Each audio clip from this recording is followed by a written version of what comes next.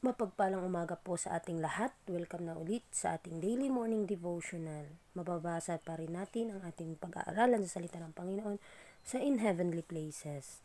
It's March 3, entitled Strength Through Prayer.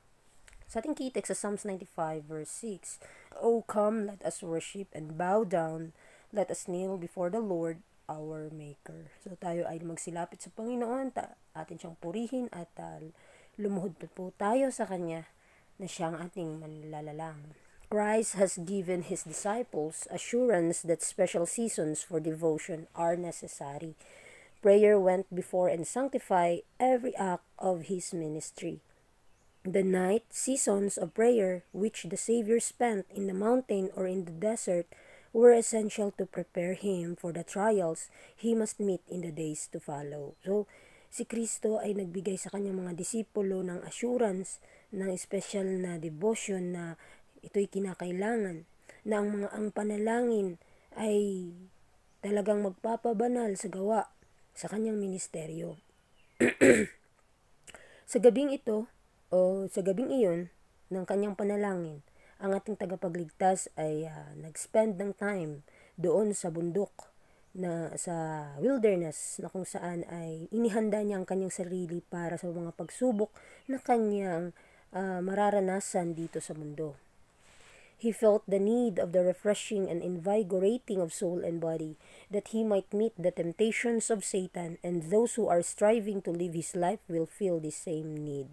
So, tayong mga tagasunod ni Kristo, kinakailangan din na makatry din tayo, at ano yung mga pagsisikap ng Panginoon ay dapat din nating gawin na ma-adapt sa ating buhay.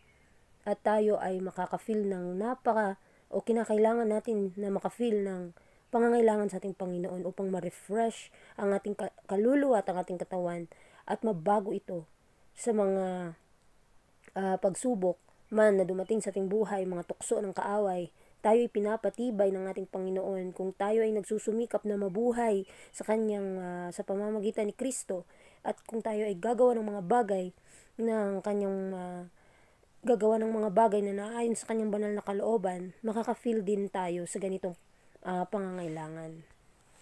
Christ has pledged Himself to be our substitute and surety, and He neglect no one. There is an inexhaustible fund of perfect obedience accruing from His obedience. In heaven, His merits, His self-denial and self-sacrifice are treasured up as incense to be offered up with the prayers of His people. So kapag tayo ay mananalangin sa ating Panginoon, ating tatanggapin ang kanyang pagpapala at sa pamamagitan ng kanyang merito ni Kristo, madidingnig ng Ama ang ating mga daing, ang ating mga panalangin. Dahil si Kristo ang siyang pangako ng Ama na sa pamamagitan ng kanyang kabutihan at kanyang pag-ibig, tayo ay makakonvert, tayo ay mababago.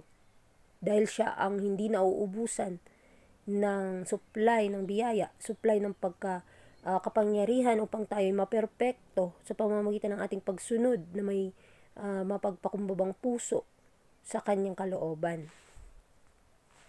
As the sinner's sincere, humble prayers ascend to the throne of God, Christ mingles with them the merits of His life of perfect obedience. Our prayers are made fragrant by this incense. Napakaganda po kapag tayong mga makasalanan ay sincero at may mapagpakumbabang puso na mananalangin sa ating Panginoon. Huwag po tayong mahiya na lumapit sa trono ng Diyos, dahil sa pamamagitan ni Kristo, sa kanyang merito, sa kanyang buhay, magiging perpekto po ang ating pagsunod, at ang ating mga panalangin ay magiging mabango sa pamamagitan ni Kristo.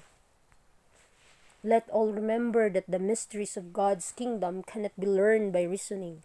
Through faith, through prayer, how strong they are. The prayer of the Pharisee had no value, but the prayer of the publican was heard in the courts above, because it showed dependence reaching forth to lay hold of omnipotence. Self was to the publican nothing but shame. So, nalalaman natin yung story ng Pharisees at publican, na ang Pariseo ay talagang nagmamataas sa kanyang sarili. Nagpapasalamat pa siya na hindi siya kagaya ng isang publikano na napakamakasalanan. Hindi agad inangkin ng Pariseo ang kanyang kasalanan, kundi nagmamataas pa siya. So, magbibigay ito ng ehemplo sa atin. Ngunit ang isang publikano naman ay pinupukpok niya ang kanyang dibdib at nagsusumamo sa Ama na kung saan ay siya'y patawarin. Hindi na siya nagbibigay pa ng rason kung ano ang kanyang nagawa, kundi alam na ng Ama ano yung mga kasalanan natin. So, kinakailangan na magpakumbaba tayong lumapit sa Panginoon dahil nalalaman natin na wala po tayong may pagmamalaki sa ating mga sarili. Ano man ang ating nagawa, kailangan na ating purihin at lumapit sa Panginoon, ating ipagpakumbaba ang lahat ng bagay na ito sa kanyang harapan. At alalahanin lamang natin na ang Diyos ay ang kanyang kaharian ay isang misteryo na kung saan kapag atin itong pinapag-aralan, makakaroon tayo ng pananampalataya at tunay na panalangin at ito'y magbibigay ng tibay ng ating sarili. At malalaman natin yung panalangin ng Pariseo ay nagmamataas siya sa kanyang sarili at wala itong silbi sa harap ng Panginoon. Ngunit ang panalangin naman ng isang publikano sa korte ng malangang langit, ito'y katanggap-tanggap dahil minapakumbaba niya ang kanyang sarili at tinanggap niya si Kristo na kanyang tagapagligtas. Thus, it must be with all who seek God. Faith and prayer are the two arms which the needy suppliant lays upon the neck of the infinite love. So, tatandaan natin na yung panalangin na may pananampalataya, ito yung dalawang kamay na hahawak sa mga pangako ng Panginoon na kinakailangan na ating na maabot. Itong walang katapusang pag-ibig ng Diyos na ipagkakaloob sa atin. At kapag tayo ay naghahanap sa Kanya, magbibigay sa atin ito ng kalakasan at kabutihan na kung saan tayo ay magpapatibay o ipapatibayin tayo ng Panginoon sa pamamagitan ng Kanyang presensya, ng Kanyang mga salita.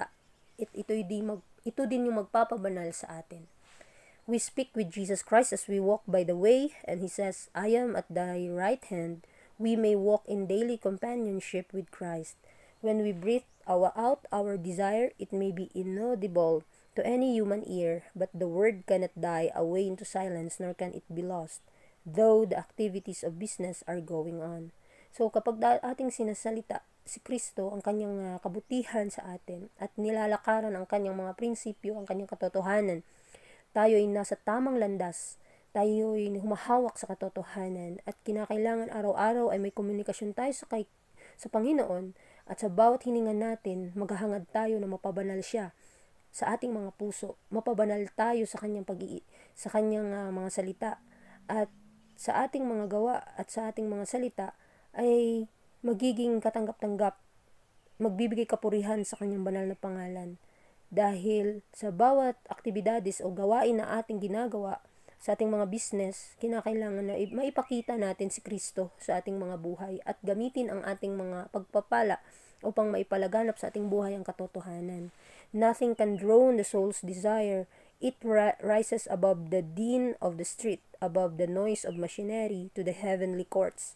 It is God to whom we are speaking, and the prayer is heard. Ask then, ask and it shall be given you. Ito yung pangako ng Panginoon sa atin, na walang isang mang kaluluwa na naghahangad na lumapit na itatakwil, kundi ipagtataas siya ng Panginoon, ipagkakaloob sa Kanya ang pagpapala na Kanyang hinihingi. At sa pamamagitan ng pagpapala na ito, sa korte ng mga langit, makakatanggap tayo ng tibay ng ating loob na mas mai-improve pa yung ating talento kapag ginagamit natin ito sa kanyang gawain. At pribilehiyo din natin na gamitin ito dahil si Kristo nagbigay nito. Ang Diyos mismo nagbigay nito. At ang Diyos nagsabi na ang ating mga panalangin ay maririnig kapag tayo humihingi na may mapagpakumbabang puso. Tayo'y bibigyan ng kahit ano kung ito'y kalooban ng ating Panginoon. So sa ating pag-aaral ngayon, sa umagang ito, ating nalalaman na sa ating mga hangarin sa buhay, kinakailangan na kalooban ng Panginoon pa rin ang ating susundin. Kung ano ang kanyang kalooban, maghintay lamang tayo, manalangin, manampalataya, dahil tayo ay nandito sa mundo, nagpa-practice lamang kung paano mabuhay nakasama si Kristo. At kinakailangan ng ating panalangin ay maging may lakas na hindi tayo mahiya na lumapit sa trono ng grasya dahil ito'y para sa atin at ibibigay ito sa mga taong naghahanap, kumakatok at humihingi sa Kanya. Hindi niya ipagkakait sa atin ang pagpapala kung ito talaga'y gagamitin natin sa Kanyang gawain.